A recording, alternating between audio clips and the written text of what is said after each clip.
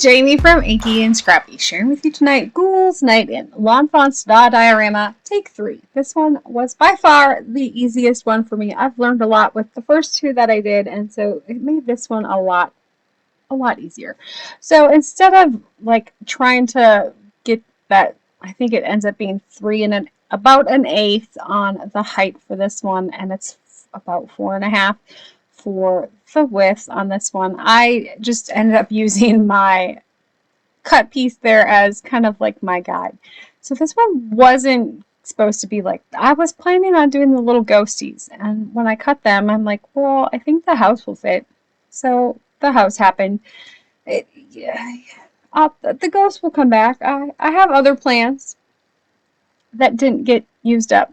So when I had cut is it the new Spooky Woods from the Lawn Fawn release, I was like, I think that'll fit behind the window in the Ta-Da diorama. And it did. So, of course, I had to implement that one here.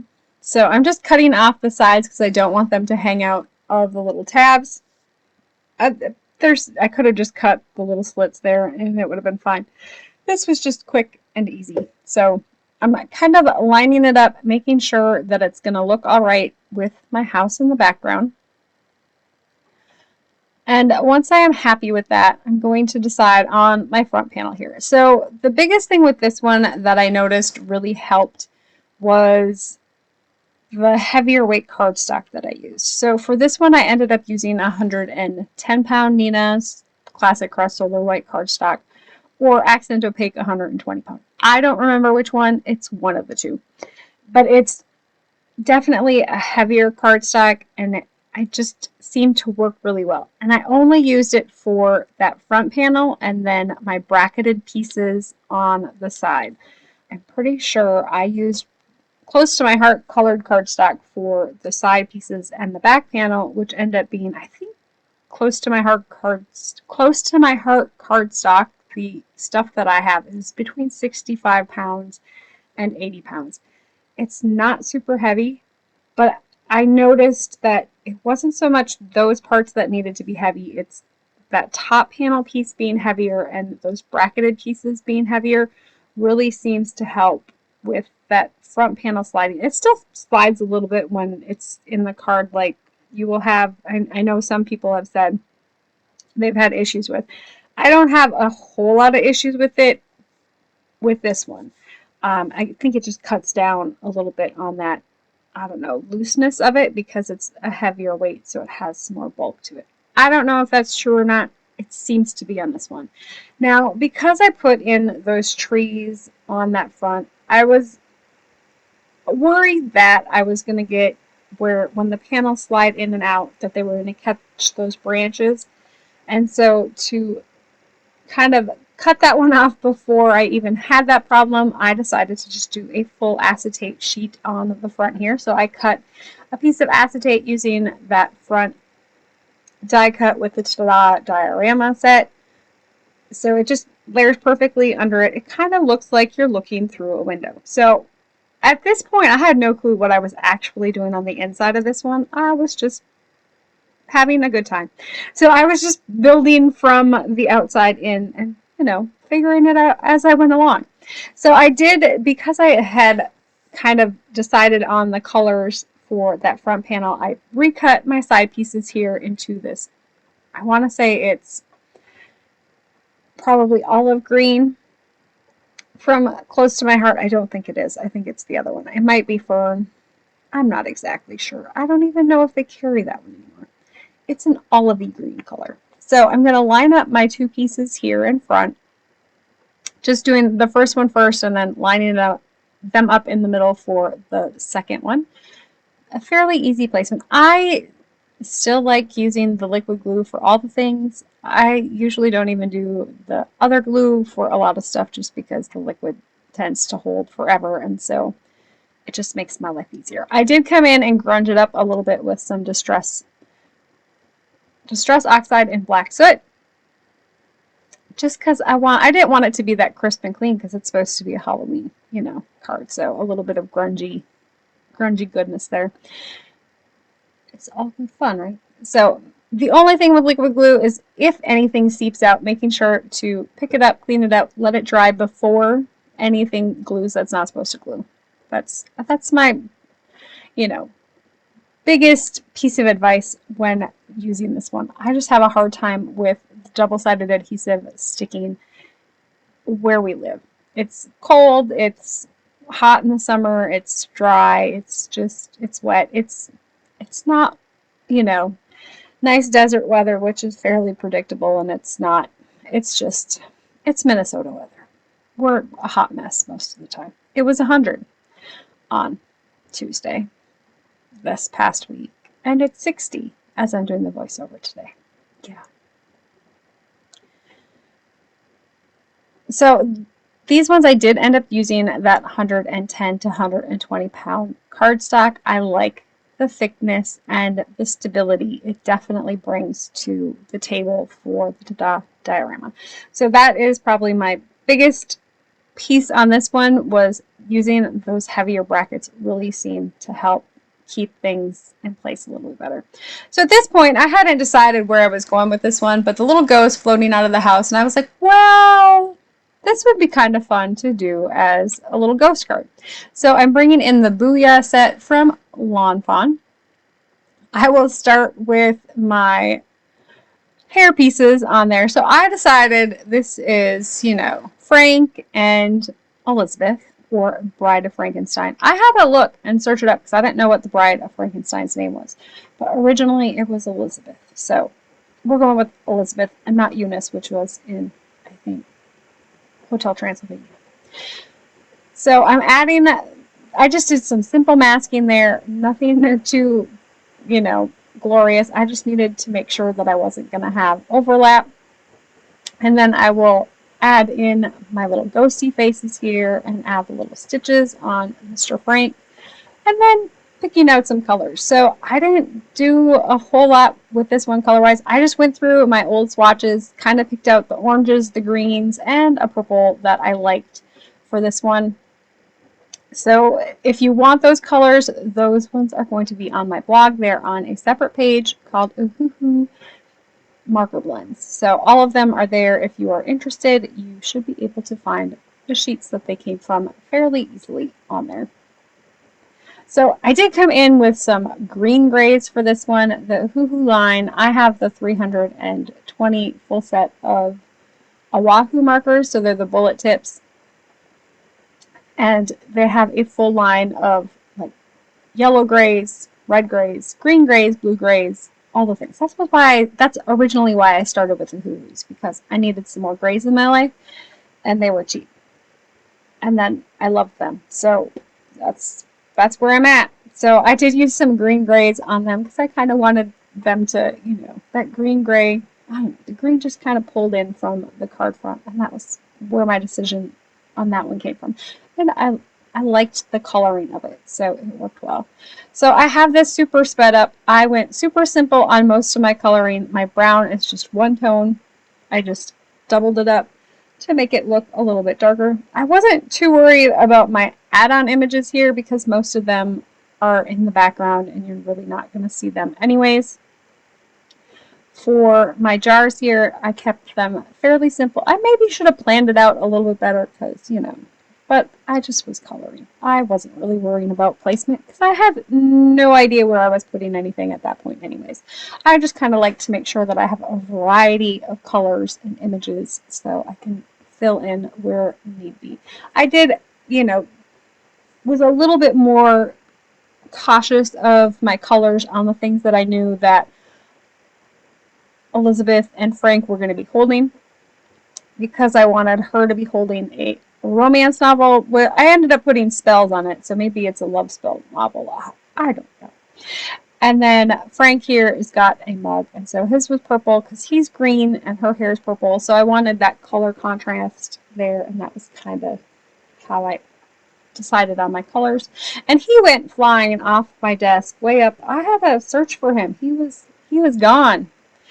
So I do use my Brother Scan and Cut for these types of things. I did cut these ones on the line. I did give them a border, and my machine is just a little bit off. I have done the calibrations and it just doesn't, what can I say? It's not calibrated well. It's better than it was when I first got it, but it's just not the same. And if you have questions on that one, I would definitely go and YouTube somebody that shows how to do those things. I really just scan and cut.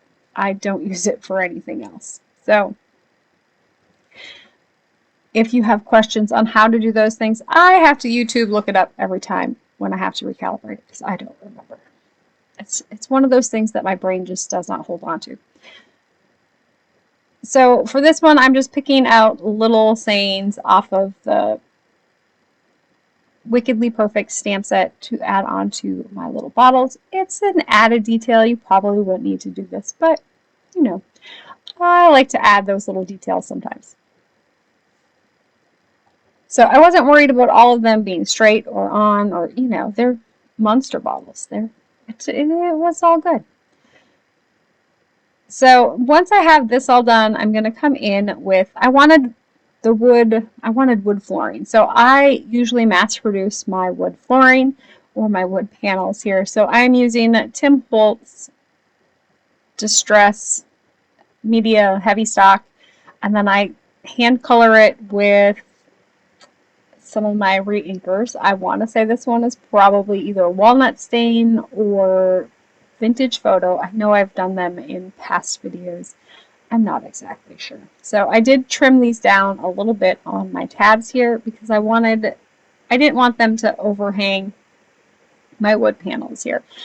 And so I told you how I colored it. So, and then I cut them using the wood planks from Sizzix, and then I run them through the wood embossing 3D enfolder from Tim Holtz as well to make my wood planks. And then I do them in bulk, so then I have them in a little container so I can just grab them and it doesn't take me. It's one of those compartmental makes that I do just because I like the look of it, but it takes some time. So if you do them all at once, you can get a whole bunch of them done, and it's not something that you have to stop and do every time you want them.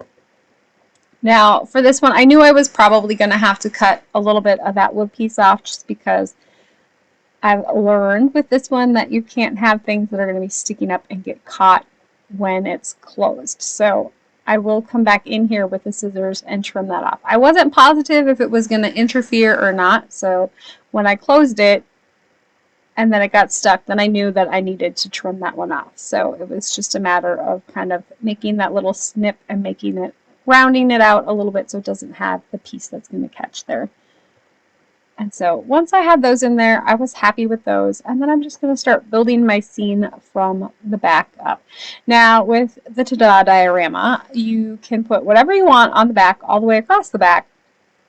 It's not going to hinder the closing of any of this, as long as I guess it's not bulky. I guess if you did multiple layers, it might, you know, not fold as flat.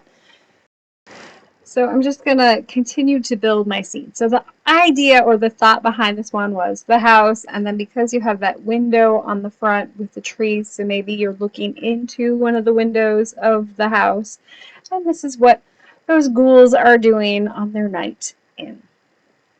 So I have Elizabeth, or the Bride of Frankenstein, reading a book on love spells, or maybe it's a romance novel on spells.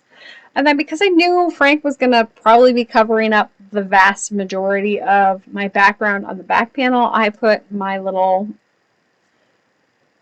Boo Sweet Boo on the side panel instead of on the back. And then I just came in with that green to cover up the orange because I'd originally planned on putting it on the back. But, you know, real estate wise, it just worked better to have it on the side. And then for my ghosts, I decided to pop them up on some acetate strips here. I don't know if I would have needed to. I didn't want them to be directly on the floor because obviously I wanted them to be kind of hovering over. And so this way I could kind of adjust where they were at. Plus I'm working with that so they're not going to be in the way when it folds up. So this gives me, I think, a little bit more wiggle room as to where I put them overall. I don't know if that makes sense or not. So I wanted to make sure that it was going to close well. The back one isn't quite as restrictive as that front one. And the front one really, when you're placing it, as long as it's going to fit when it folds, I should really do a clear one so I can see what my actual real estate is on that front panel, just to kind of to see where we're at. But anyways, once I have all of my little ghouls on the inside, I'm going to pop this back together and see how it looks from this aspect. And then of course I still needed to put a sentiment of some sort.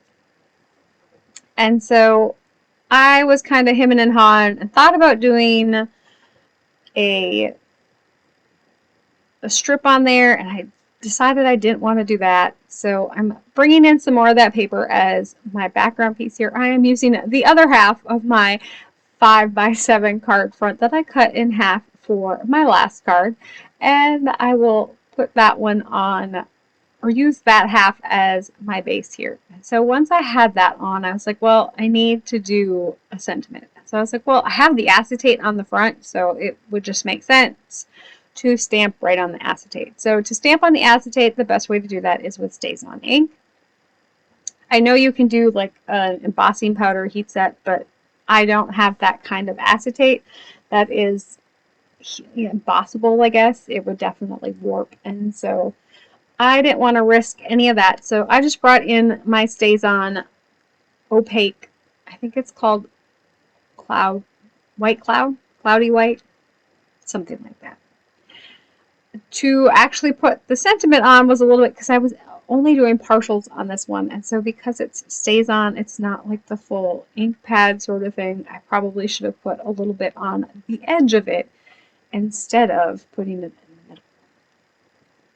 You know, lessons learned for next time. So I needed an IN for the rest of my sentiment here, and so I ended up using, I think there's like frightening or haunting. I think there's haunting in the Booyah stamp set. So I just selectively inked the IN, which was kind of tedious, to get the word in for this one. I tend to do that a lot with my Lawn Fawn sets. If I don't have the right word, I will piece it together with other words from the set. So this was the time that I learned that if you let your StazOn cleaner sit on top of your stamp that you use the StazOn on for a little bit of time, it definitely helps to remove the StazOn instead of working with it right away.